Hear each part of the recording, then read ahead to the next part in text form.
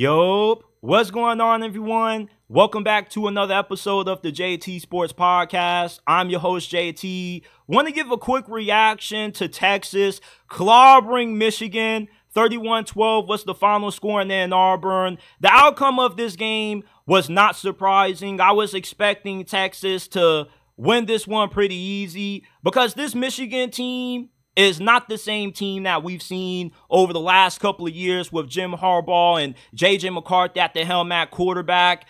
When you can outgain Michigan on the ground 143-80 like how you did this afternoon, you feel pretty confident in your chances to walk away with the win because the identity of Michigan's football program is their physicality, their commitment to the run game. And when you can take that away, make this a one-dimensional team where they have to rely on the pass and attack to win, you put this team in a very uncomfortable situation. They are not a team that's built to win, just relying on the pass and attack to pull out W's. Davis Warren, it's looking like they need to make a quarterback change. Great story, but just not cutting it with his play on the field. He had a touchdown in garbage time when this game was out of reach, but he had two costly turnovers. He was under fire all game long. The offensive line didn't really do too much to protect him.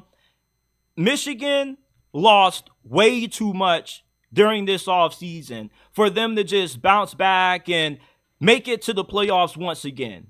And most of us expected for Michigan to have somewhat of a drop-off this year. I thought they could be a 9-3 team, but after watching this game against Texas and how they played against Fresno State, I don't see them beating USC. I can't see them keeping their winning streak over Ohio State alive with how bad they looked against one of college football's premier teams. Texas outclassed Michigan in every way possible. Everything that Michigan threw at Quinn Ewers, he had a game plan for. He had 3 touchdowns, no turnovers, 246 passing yards. This was a flawless performance out of Quinn Ewers. Probably the best game that I've ever seen him play as a Longhorn.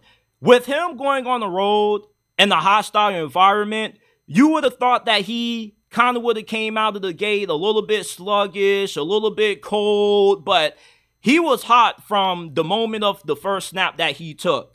And Michigan, despite how hard it is to win in the big house, you were going up against a Texas team where they were not new to playing in an environment like this.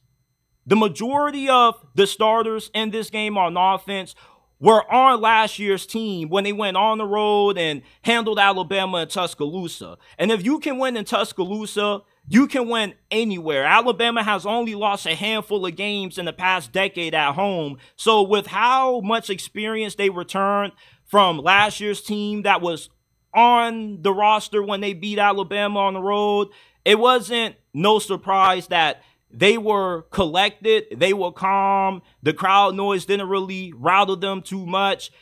And on third down, that was really the biggest reason why Texas had such an easy win, because Michigan defensively couldn't get them off the field. Third down is where your defense has to play at their best, because that's how you're going to get the ball back to your offense the majority of times, unless you're able to force a takeaway. They lost the turnover battle. Texas just was looking like a bunch of dogs out there. They just suffocated the Wolverines offensively. You know, Donovan Edwards, I don't know how this dude had the honor of gracing the cover of EA College Football 25, because he's not that good of a back. He's really explosive, but he's one of those big play dependent running backs. Let's say Donovan Edwards has a 150-yard game. Most of those yards probably came off for 2 or 3 big runs. He's not that efficient.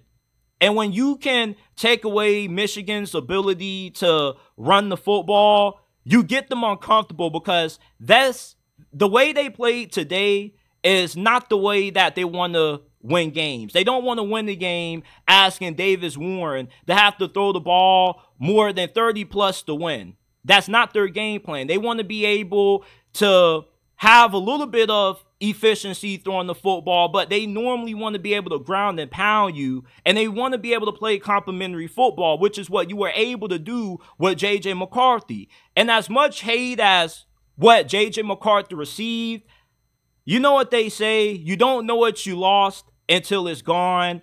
And with his ability to step up in big moments, he was always reliable in third down situations. Not only did he have a good arm and good decision making, but he was a really good athlete. He could get outside the pocket, extend plays with his legs, pick up chunks of yardage on the ground as well with his athleticism. Davis Warren doesn't have that same ability. And when you bring in Alex Orji, the defense already knows that 9 times out of 10, you're going to run because he's not that good of a thrower himself. And Michigan, just from a game plan standpoint, they didn't really have a counterpunch when Texas took away their right hook. And what their right hand is that ground game. And when you can force Michigan to have to become pass heavy, that's normally when you end up winning the game. This is not a team that's built to play from behind, and they're not a team that's built to win without having effective rushing attacks.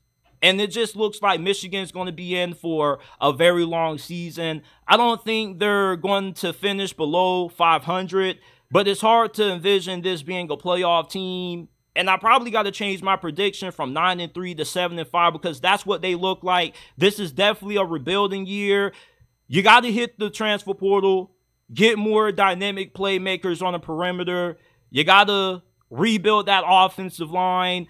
Michigan had a great run with their offensive line. It's hard to have a top 3 offensive line for 3 straight years in a row. And it's not surprising how this game went. Texas recruits better than the majority of teams in college football, mainly at a top 5 level. And when you recruit that well, it's easy to just reload instead of having to rebuild like what Michigan has to do due to their lack of elite recruiting. So these are my thoughts on Texas clobbering Michigan. Were you surprised with the outcome of this game, or did you see it coming? Leave a like, subscribe to the channel.